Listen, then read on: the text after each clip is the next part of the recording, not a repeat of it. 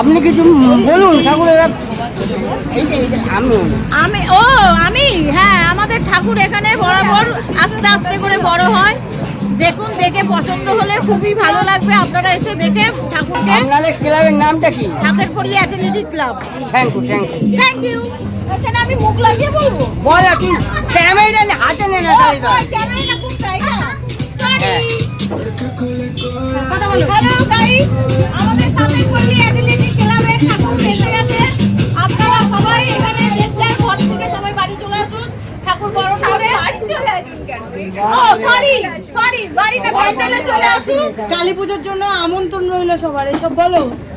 বাড়ি প্যান্ডেলে চলে আসুন। ও বাবা, আমার ধূপকাঠি দেখাচ্ছে, দেখুন একটু বড় করবে অলরেডি দেখুন।